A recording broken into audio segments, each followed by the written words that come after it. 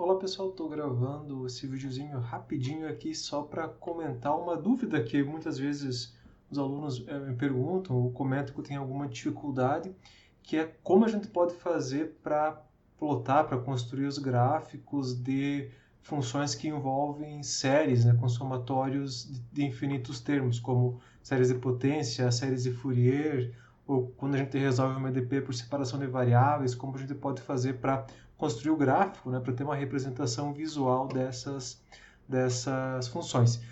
Então eu vou comentar aqui como a gente pode fazer isso usando o Wolfram. Tá? A princípio, vocês podem resolver com qualquer linguagem, qualquer ferramenta de programação que tenha alguma espécie de loop do tipo um for, né, que, enfim, praticamente qualquer uma deve ter. Então é uma coisa bem simples de fazer, mas que pode gerar um pouco de dúvida, um pouco de confusão quando a gente nunca fez isso antes. Então eu vou usar essa ferramenta aqui que é o Wolfram Lab.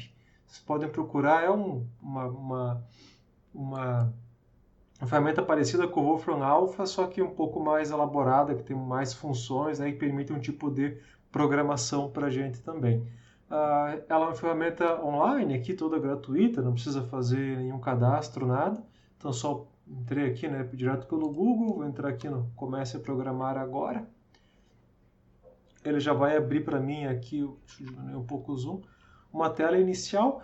Como tem alguns exemplos aqui e tal que não me interessam, eu vou vir aqui em File e criar um novo notebook. Só para ter uma tela mais limpa e tal, né, sem ter aquelas coisas lá. Vou fechar isso aqui também, que não me interessa.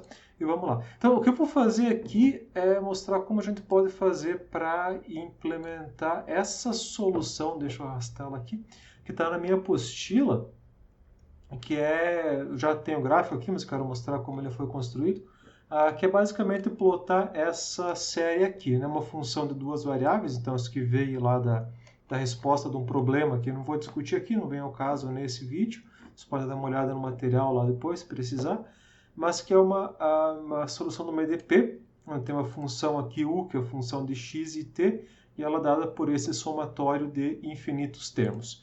Então vamos ver como a gente pode fazer isso. Daria para fazer tudo numa linha só, digamos assim, né? Definir toda ela de uma vez só, mas eu vou definir os coeficientes c separados e depois chamar eles na função só para ter um pouco mais organizado, não ficar tudo numa coisa só. Então, deixa eu puxar isso aqui de volta. Para começo, então a gente tem que definir aqueles coeficientes CN. Como a gente pode fazer isso?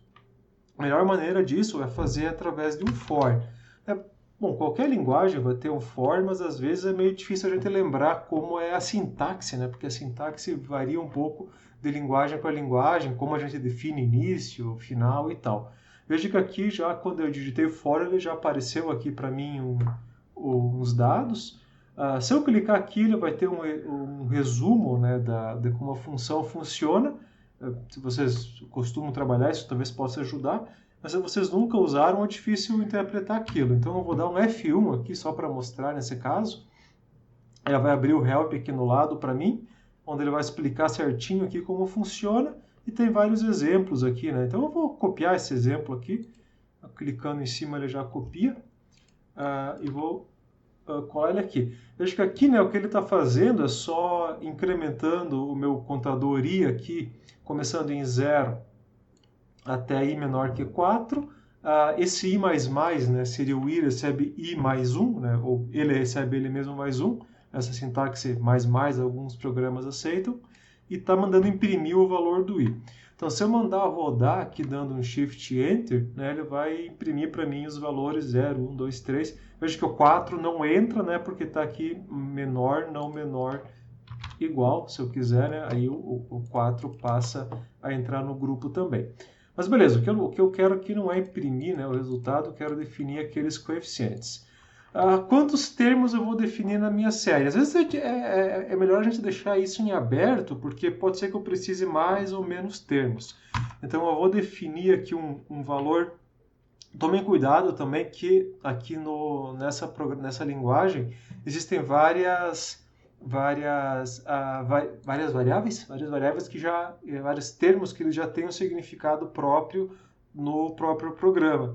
Então veja que quando eu coloquei um N aqui, ele apareceu aqui, ele ficou em preto, né? Esse é um indicativo de que ele está sendo reconhecido como algo que já existe, e apareceu aqui embaixo, né, a função que é valor numérico. Na verdade, essa função N é uma função que eu uso quando eu quero ter o valor numérico de uma fração, de uma coisa assim. Então, eu não posso usar ela como uma variável, né, para definir um valor de N arbitrário. Eu vou chamar de um NT aqui. Eu vou começar com 10 termos só para começar. Eu vou colocar um ponto e vírgula. Diferença aqui do ponto e vírgula é que ele, quando der um Shift Enter para executar, ele não vai imprimir esse valor na tela. Então, como eu não preciso saber disso, eu vou deixar aqui como um ponto e vírgula.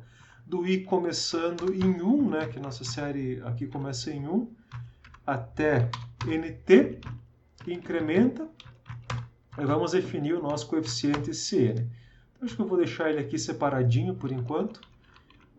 Não tem problema quebrar em linhas aqui, tá? Ele vai entender igual.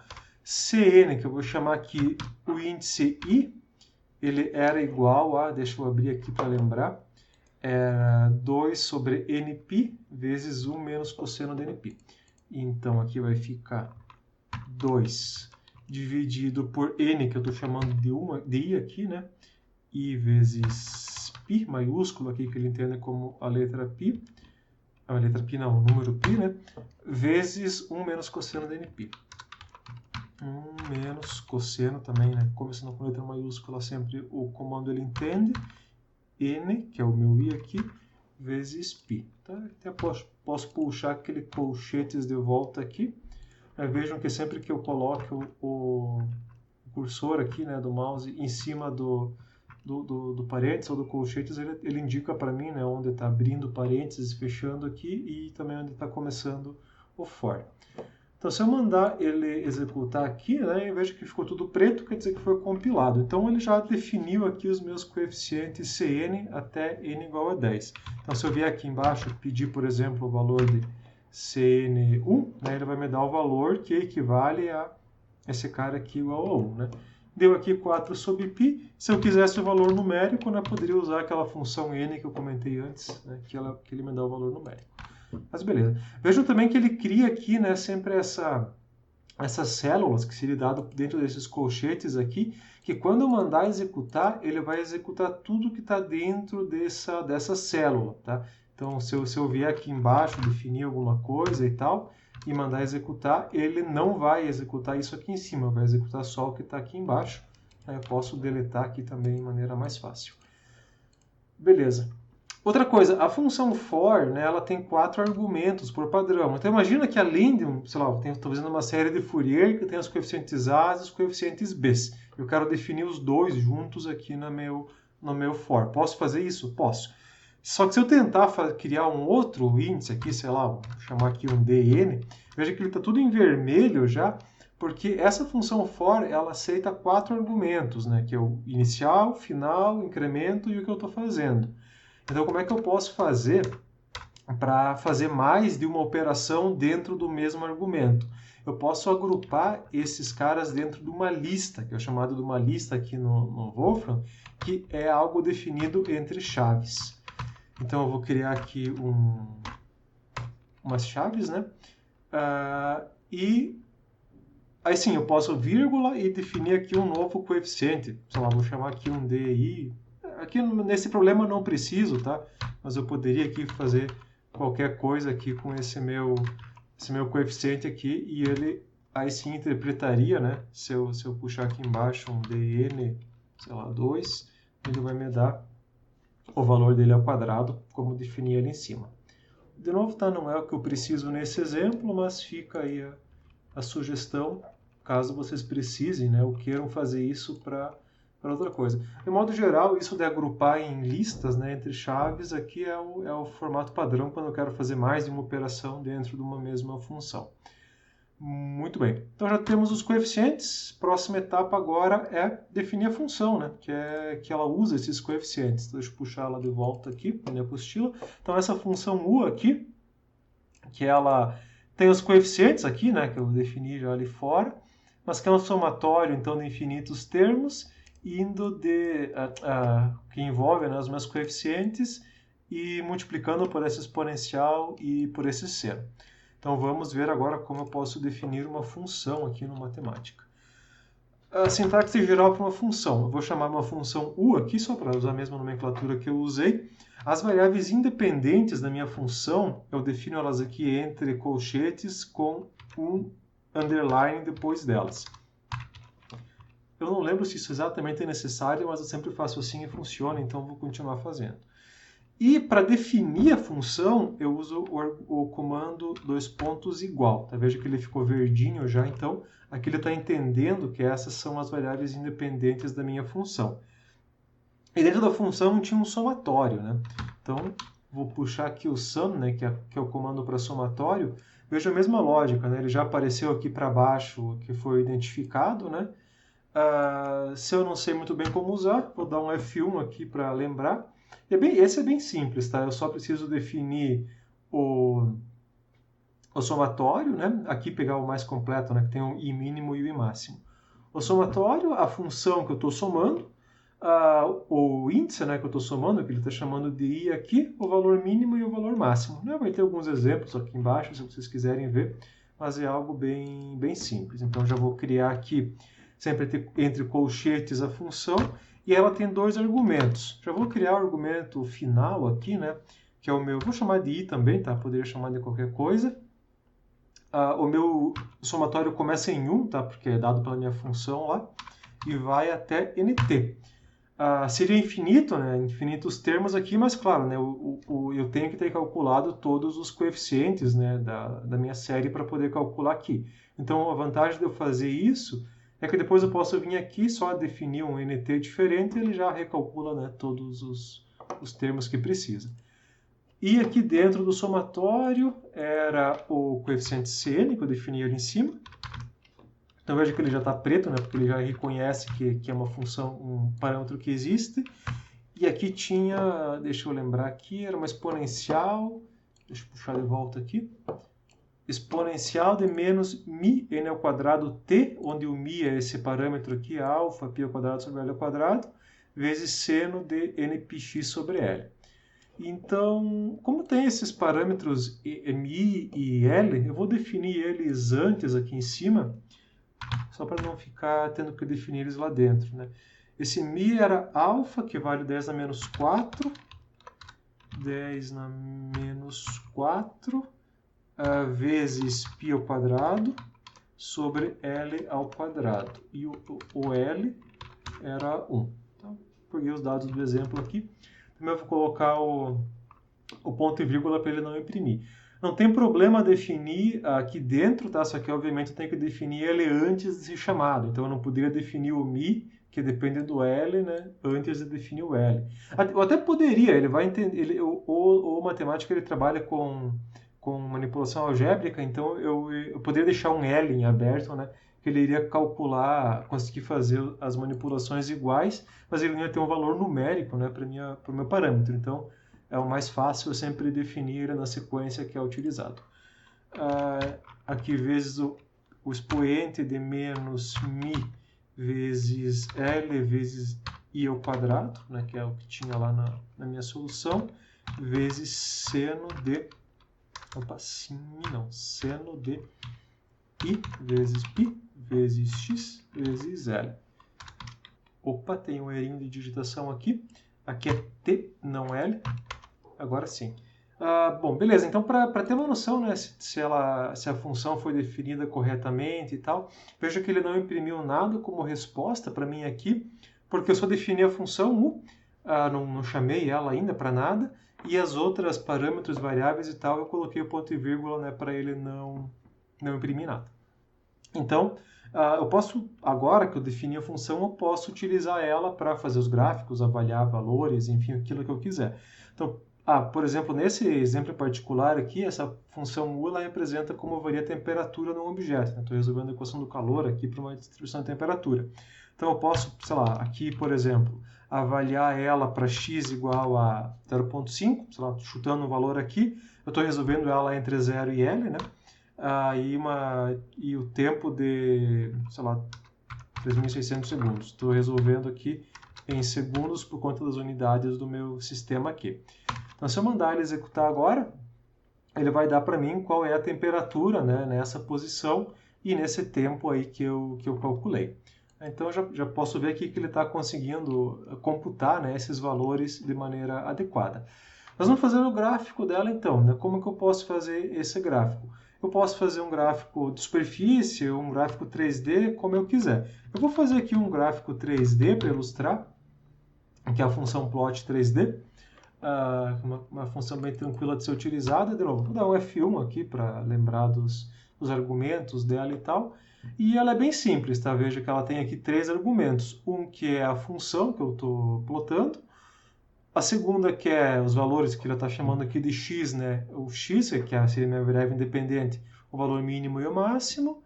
E o y, né? Que seria outra variável independente, o mínimo e o máximo também, né? Dentro de chaves aqui. Vai ter aqui uns exemplos e tal, se vocês quiserem ter de base, né? Para plotar. Mas aqui no nosso caso já está bem definido. Então eu vou plotar a função u de xt, que eu defini ali em cima. Opa, esse colchetes tem que fechar aqui, beleza? Com o meu x indo de 0 a L, eu vou deixar em L aqui até para ficar mais aberto.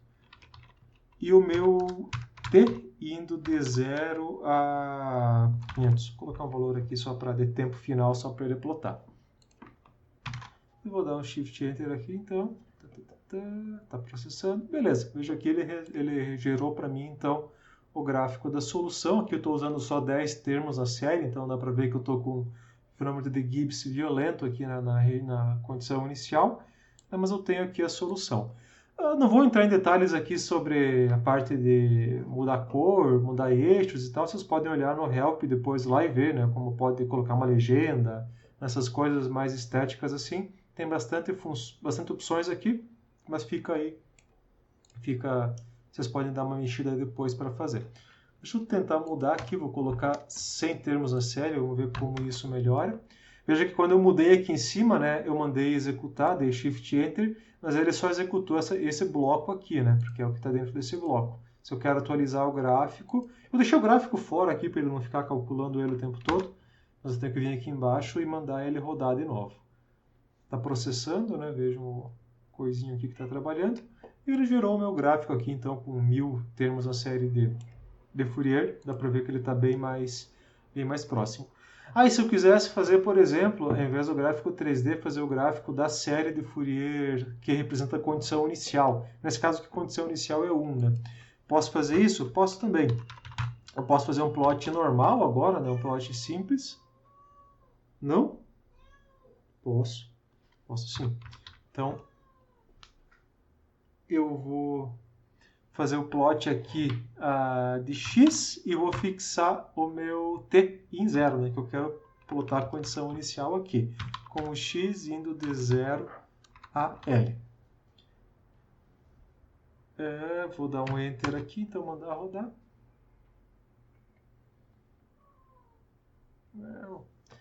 Veja que ele ficou aqui meio ruinzinho de ver por conta da escala, que ele fez uma escala automática aqui de 0,97 até 0,93, então tá bem ruinzinho, né? Mas isso a gente resolve fácil usando o pot range aqui, que é o intervalo do gráfico, tracinho pro lado maior aqui, ele entende que é uma flechinha. Eu vou colocar de 0 até... Ele está um pouco acima de 1, né, por conta do fenômeno de Gibbs. Então, vou colocar 1.1, só para a gente ter um valor aqui. Acho que deve estar bom. Vou mandar rodar de novo. Agora fica um pouco melhor, né? Então, essa seria como está sendo representada a condição inicial pela série de Fourier. Se eu quiser mudar aqui da condição inicial para, sei lá, para um outro valor de tempo, sei lá, 60 segundos, por exemplo, para ver a distribuição de temperatura depois de 1 minuto, eu tenho aqui a distribuição depois de 1 minuto, né? E aqui então eu posso colocar o valor de tempo que eu quiser, né, para ter a distribuição.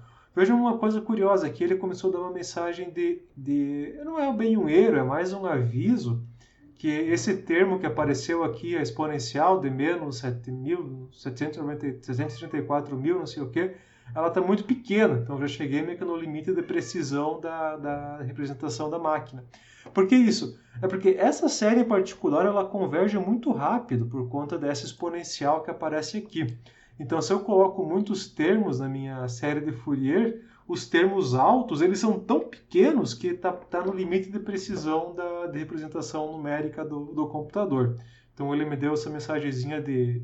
Não é um erro, né? É só um aviso para indicar que apareceu alguns termos aqui que eles estão sendo desprezíveis. Então, realmente considerar 100 termos aqui para essa série em particular, tá? Isso depende muito de cada caso, mas para esse caso é um exagero.